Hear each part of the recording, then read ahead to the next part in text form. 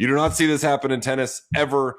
World number one and his coach have split up. The timing is strange. Like, you normally don't make a move December 17th. Obviously, with Alcaraz, he's won like everything. So I don't even know if he's lost anything. So it's like, if it's not broken, don't fix it. World number one Carlos Alcaraz and his longtime coach Juan Carlos Ferrero have officially parted ways after an extraordinary 7-year partnership. The split comes as a surprise not just because of its timing ahead of the 2026 season, but because it ends one of the most successful player-coach relationships in modern tennis. Obviously, with Alcaraz, he's won like everything. So I don't even know if he's lost anything. So I don't know why.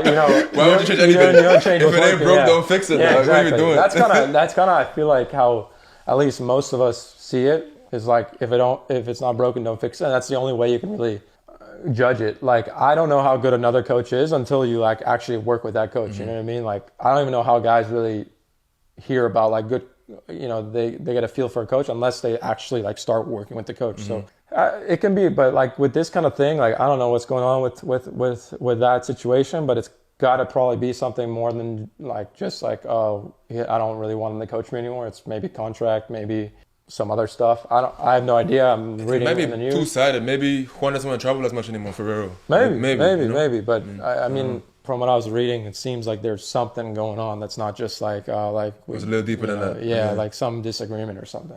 It's impossible to know, but I feel like when Australia comes around, they're gonna start asking questions in interviews that, like, what is he gonna do? Not answer. What's weird for me is that it's super quiet. Think so?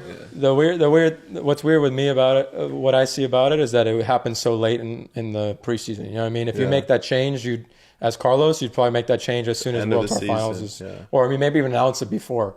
I saw something. Juan Carlos said he wanted to continue. Yeah, he was like, exactly. It gives the feeling that they were kind of planning to continue, and then it's... Alcaraz and Ferrero began working together when Carlos was just 15 years old. Ferrero, a former world number one and 2003 French Open champion, took young Alcaraz under his wing at his Equalite Academy in Spain and helped him evolve from a promising junior into a generational talent. Together, they won 24 tour-level titles, including 6 Grand Slam championships, and Alcaraz rose to the top of the ATP rankings, twice finishing the year as world number one. All of this by the age of 22. Alcaraz took to social media to announce the split. In his heartfelt message, he thanked Ferrero for turning childhood dreams into reality and said he had enjoyed every step of the journey with him. The official announcements didn't go into specific reasons for the split, but insiders, experts, and former players are offering context. You do not see this happen in tennis ever.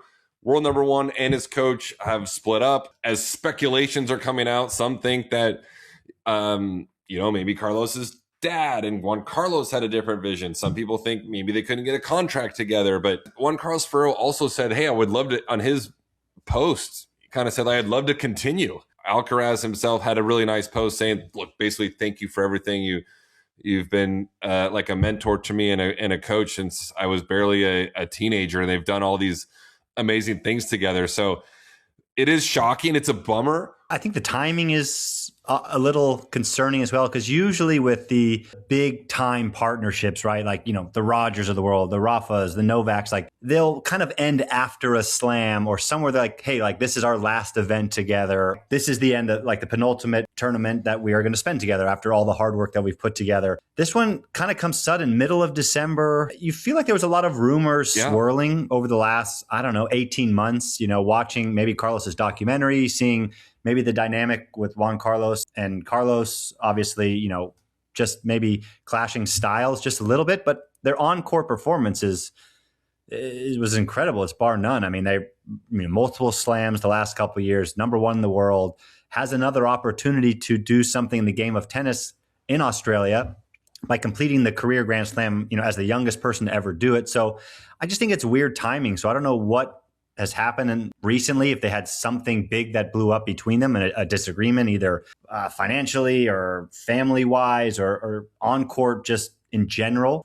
I didn't see this coming. Legendary coach Tony Nadal, who knows a thing or two about long partnerships, suggested the reasons go beyond tennis performance. He noted that as players grow into adults, they often want more control over their careers, and that the break may have less to do with results and more with dynamics off the court. Reports from Spanish media suggest differences in work philosophy and how Alcaraz wants to structure his training may have played a role. This is hinted at by football-style contract negotiations and tension over how and where Alcaraz should prepare. There are also contract negotiation theories circulating online, with some claiming Ferrero was given a new contract that included clauses he found unacceptable. These points haven't been confirmed, but they show how wide the speculation is in the tennis community. The reaction from inside the tennis world was instant, with former American pro Andy Roddick calling the split a little concerning given the timing just weeks before the Australian Open. The timing is strange. Like, you normally don't make a move December 17th, right? Like if this was not a reaction to a current event or a current set of circumstances, you stop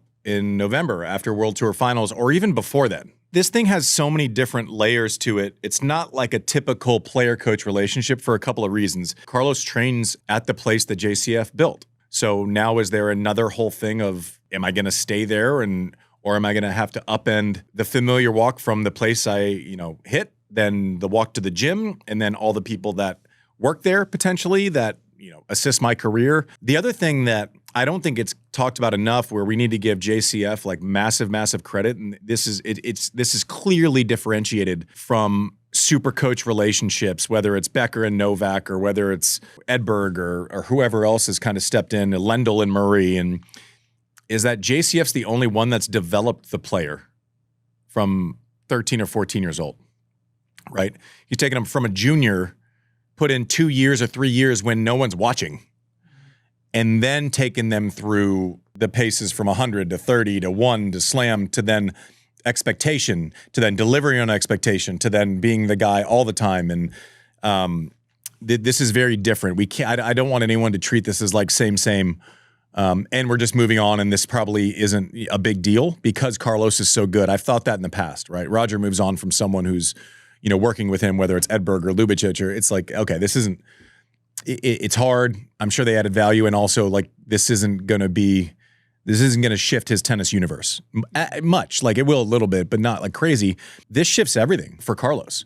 So what's next for Alcaraz's coaching setup? While no official replacement has been named, it's believed Samuel Lopez, who worked with both Ferrero and Alcaraz and was part of the team already, could take a larger role heading into 2026. And beyond that, there's plenty of speculation about high-profile names, whether former professionals like Moya or even some very creative ideas floating around social media. Nothing is confirmed yet, but the coaching carousel is already spinning. This change happens at a critical time, just weeks ahead of the 2026 Australian Open, the only Grand Slam title Alcaraz has yet to win.